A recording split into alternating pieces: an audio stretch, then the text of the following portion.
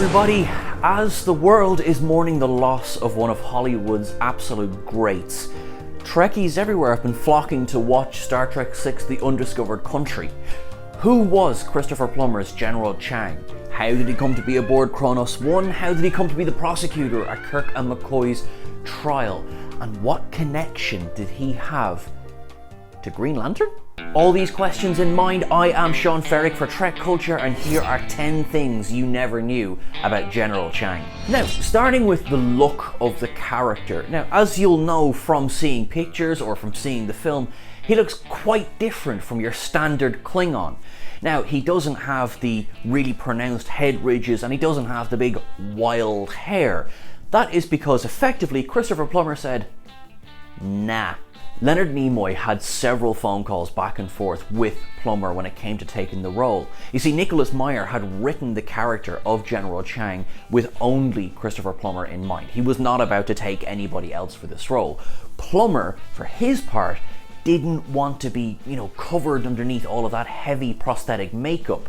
Back in the 60s, he would have been grand because it was smooth-headed, just kind of a normal curly wig on most of the Klingons. But as the movie budgets had come along, starting with the motion picture, and you had Mark Lenard playing that Klingon commander, they'd started to add the ridges. Of course, this is just to make them look cooler on the big screen, but it presented an issue for Plummer. Eventually, a compromise was reached. Plummer said, okay, I'll take some of the ridges, but let's dial them back, and they really were, they're really, really subtle. And he said, no, flat out to the hair. So his General Chang is fairly bald. There's a little bit of a ponytail at the back there, but although his Klingon was, kind of a normal shaped skull, interesting to note that some of the Star Trek Discovery Season 1 Klingons were a little bit evocative of Chang, obviously with a little bit of embellishment.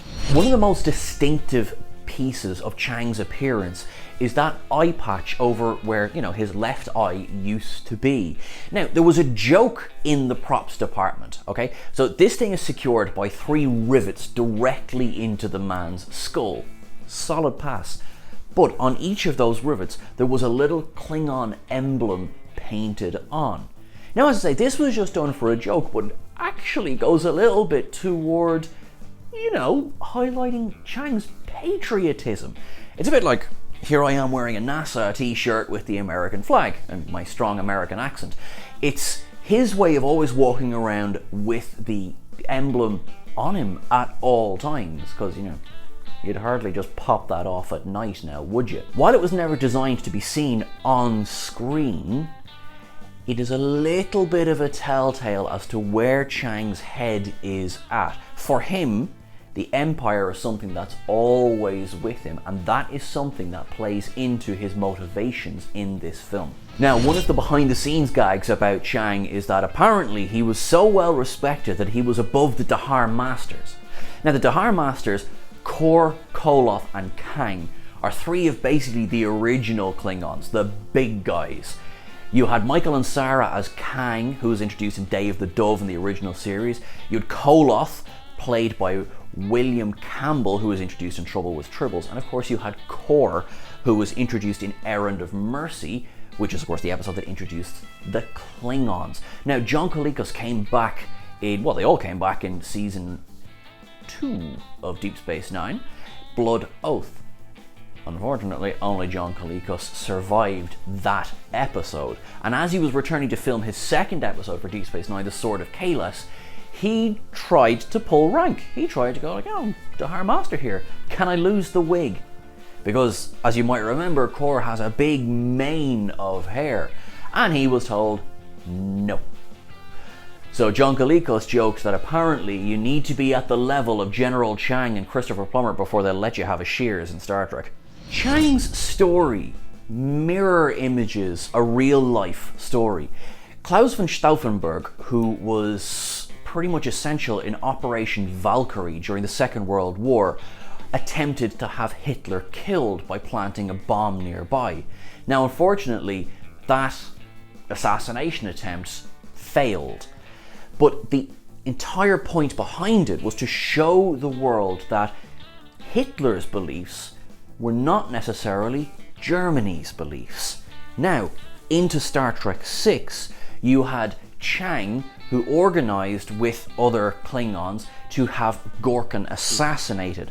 It was his way of showing that Gorkon's beliefs were not representative of all of the Klingons' beliefs.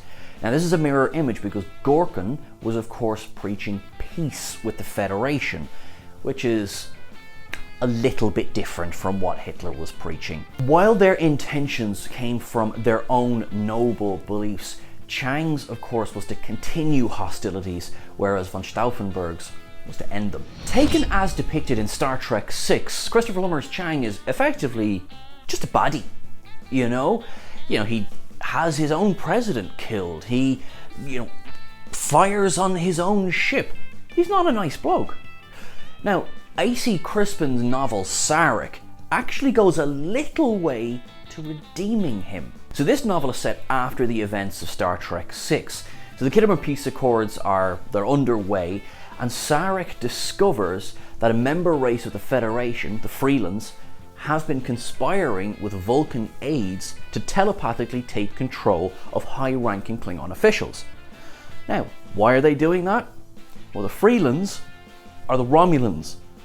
And when have the Romulans ever been happy about peace? Let's just be honest. So they've actually been conspiring to manipulate events so that the peace talks will break down. By doing so, they are telepathically controlling these Klingon officials. Now, it doesn't out and out say that Chang was a victim, but it does suggest that it's not a done deal that he was an out and out baddie. So it may not be much, but it does just go a little bit towards suggesting that maybe some of the conspirators in Star Trek VI were not altogether responsible for their actions. Now, one of the standout scenes in Star Trek VI is, of course, Kirk and McCoy's trial on Kronos. It's absolutely brilliant. Christopher Plummer is playing it for the backseats in this scene. They're defended by Colonel Worf, who... Sorry, Colonel Worf, but rubbish. I mean, honestly, I could have done a better job myself. I have watched this scene. That is my training in law. And I still could have done better than Colonel Worf anyway. He's directing every single scene just with his voice. Up against McCoy, he accuses him of being incompetent. He calls Kirk the architect of this entire sad endeavour. And he gets more and more animated. Now, this bit of the scene is in fact based on a real life event. As Chang gets so worked up, he roars at Kirk not to wait for the translation that's coming through the universal translator by his ear, but to answer him now, damn it, now. This is a direct reference to US Ambassador Adlai Stevenson. During the Cuban Missile Crisis, Representative Stevenson gave a presentation at the UN where he demanded, as he got more and more animated, that Valerian Zarin, the USSR representative, answer him right now, yes or no, when the man seemed to hesitate about answering the question, had the USSR placed missiles in Cuba? Zarin said, I'll get to you when I get to you, chill out. But that scene was lifted almost wholesale for this moment. It adds a bit more realism, especially when you think that the context of the film is effectively about the fall of the Berlin Wall, but in space. The explosion of Praxis is Chernobyl, and the Klingons represent the USSR, and of course the Federation represents the US. All of these things have their marks in reality. In Star Trek Deep Space Nine, Season 5, Episode 1, Apocalypse Rising, while the crew are trying to figure out how best to deal with the information that they think Chancellor Gowron is a changeling, Worf, Sisko, O'Brien and Odo attempt to infiltrate a ceremony that Gowron is going to be, taken care of, about inducting warriors into the Order of the Bat'leth. This is taking place on a planet called Tycho Core, wherein there is the Hall of Warriors. Now, the Hall of Warriors contains the statues of the greats of Klingon history. You've got Kahless the Unforgettable, who would have been, obviously, the big one. You've also got Chang. John Eaves designed a statue that was somewhere between a joke and a tribute, because technically Chang is one of the greatest traitors in Klingon history, and yet clearly enough people respected him to give him a statue there. Now, Klingon spy Arne Darvin, who was of course revealed in The Trouble with Tribbles and returned in Trials and Tribulations only a couple of episodes after this, suspected that by killing Kirk he would have a statue placed in the Hall of Warriors. That suggests that only the very greatest Klingon heroes get a place in here. Chang is there. Later in season 7 of Deep Space Nine, when things are going a bit for the Klingons because Gowron has effectively lost his mind, Ezri sits Worf down and says the Klingon Empire is old, it's dying, and she believes it deserves to die. Now, Worf doesn't particularly like this, but she thinks that at this stage, everything is about protecting the Empire to the point where they will just hide the crimes of the past. There's a statue of Chang standing in the Hall of Warriors that seems to support her theory. In 2015, IDW Publishing put out Star Trek Green Lantern: The Spectrum War. Now, this is set in the Kelvin universe, but the alternate General Chang appears. He is aboard the IKS Moktuvar, and he's about to attack the Enterprise, but Green Lantern rocks up. Thanks, Hal. Star.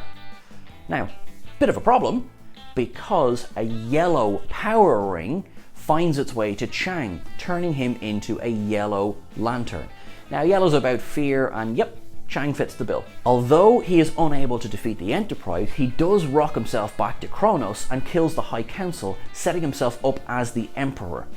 Now, he then comes in contact with Sinestro. Now, Sinestro effectively whoops him because he's got so much more practice with the ring. But he then works with him to attack the Red Lanterns, Atrocitus and Glokon, who is a Gorn, which I just think is fantastic, and the Orange Lanterns, Larfleeze, and the Romulan Praetor Decius. After this, while they're flying through space, there's a bit of a problem because Spock is chosen to then embody all of the colours of the spectrum, which means that the power rings abandon Glokon, Decius and Chang, which means the alternate Chang dies in the vacuum of space.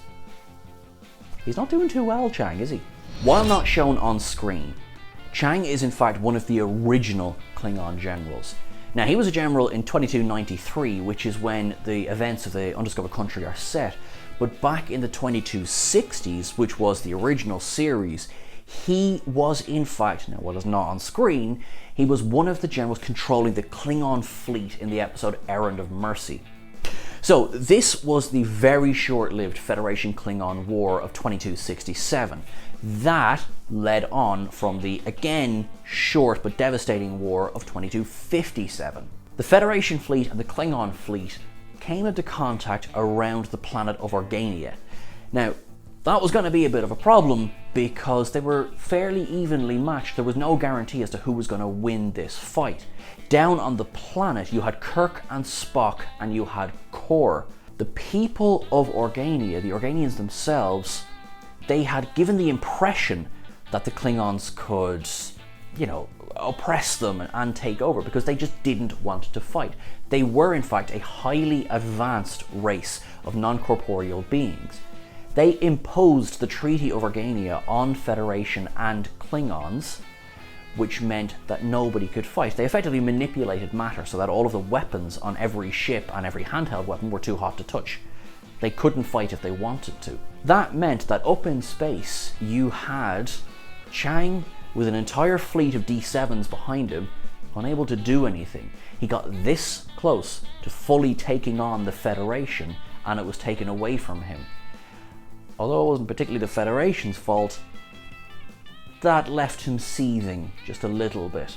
And then the final point about Chang is actually some backstory that was delivered by the fantastic video game Star Trek Klingon Academy. Now, for this, Christopher Plummer returned to play the part.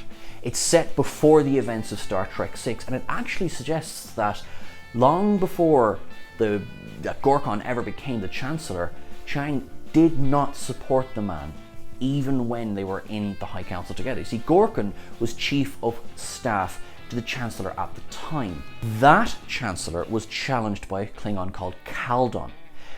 Chang took on Kaldon, beat him in one-to-one combat, but lost his eye in the process. Things kind of settled again for a little while until the Chancellor died.